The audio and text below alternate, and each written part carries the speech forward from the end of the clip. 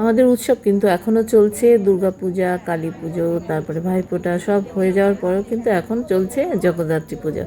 আজকে ছিল নবমী। তো জগদ্ধাত্রী পুজো গত বছর থেকে আমি নিমন্ত্রণ পাচ্ছি, মানে আমার আরও আজকে একটা জায়গায় নিমন্ত্রণ রয়েছে, সেটা কালকে গেলেও হবে হয়তো। তো ওটা ব্যারাকপুরে আমার অফিসের এক কলিগের। তো আজকে সৌরভ আর মনোরঞ্জন দুজন শিল্পী বন্ধুর আমন্ত্রণে ওদের মনোরঞ্জনের বাড়িতে হচ্ছে নিমন্ত্রণ ছিল আজকে। তো দুপুরবেলা সেজেগুজে তৈরি হয়ে গেছিলাম, কিন্তু প্রচণ্ড বৃষ্টি শুরু হয়ে গেছে। তো শাড়ি টাড়ি পরে আবার চেঞ্জ করে ফর্মাল ড্রেস পরে নিলাম, কারণ এত বৃষ্টি প্রথমে তো ভেবেছিলাম যেতেই পারবো না। তারপরে বৃষ্টিটা কমার পরে 4:30টার সময় রওনা হলাম। ওদের বাড়ি হচ্ছে কেষ্টপুরে। তো কেষ্টপুর থেকেও বেশ অনেকটা ভেতরে আমাকে যেতে হয়েছে। ওখান থেকে আমি টোটো নিয়েছিলাম, প্রায় 70 টাকা নিয়েছে আমার টোটোতে। তো যাই হোক, ওখানে গিয়ে ভীষণ ভালো লাগলো।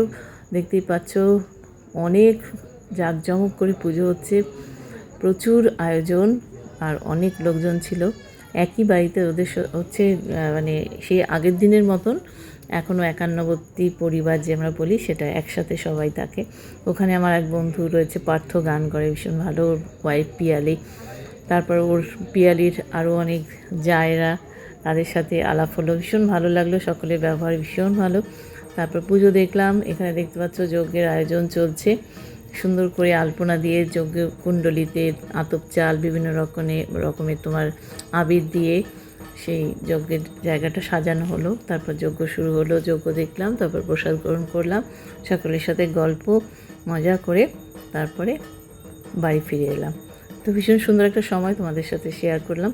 তো জগদ্ধাত্রী পুজোয় আগে তেমন করে কোথাও যাওয়া হতো না। এই গত বছরে আমার কলিগের বাড়িতে গেছিলাম ব্যারাকপুরে, ওদের বাড়িতে এবছরেও নিমন্ত্রণ রয়েছে, হয়তো কালকে যেতে পারি যদি সব ঠিক থাকে।